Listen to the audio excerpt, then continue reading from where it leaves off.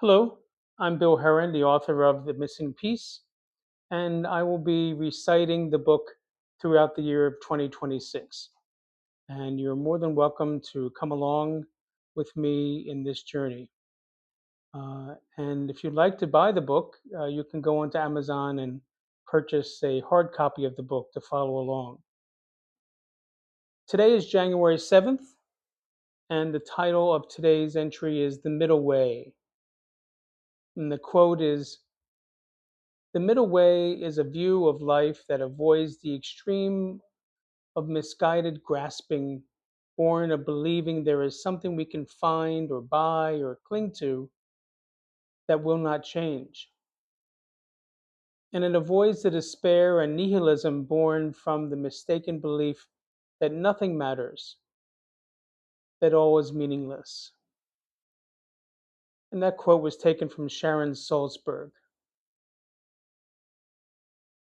We know how easy it is to be attracted to the extremes. I've heard many people speak about having walk in closets full of clothes, and many of the items still have the price tags hanging on them.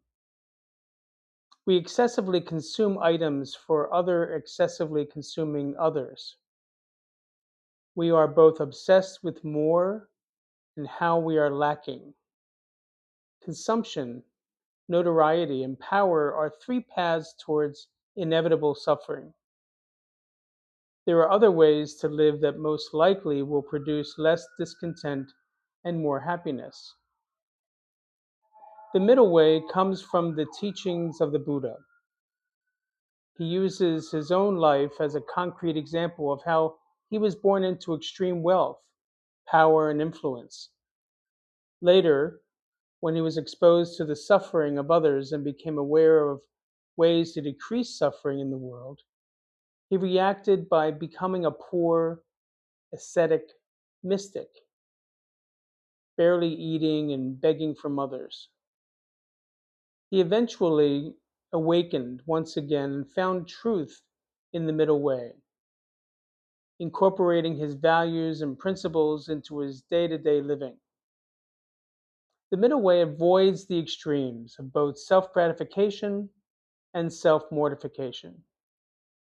Both of these views and ways of living are attachments to the ego. The middle way situates itself as a deep passion to exhibit and live significant countercultural norms, such as charitable acts, helping the homeless, being kind to others, and cultivating a, quote, sacred indifference, end quote, when it comes to egoic positions, thoughts, and ways of proceeding. As Sharon Salzberg teaches, the middle way is a view of life, or a specific lens that permeates the way we see the world and each other. Other spiritual leaders, such as St. Ignatius of Loyola, also spoke about indifference to those things that prevent us from praising, loving, and serving God. Attachments can certainly be an obstruction to living a happy and joyful life, as well as experiencing true inner peace. So today, let's examine how attracted to and identified with the extremes. Do they define us? Can we imagine how we could more sincerely follow the middle way? Thank you. We'll look forward to seeing you tomorrow.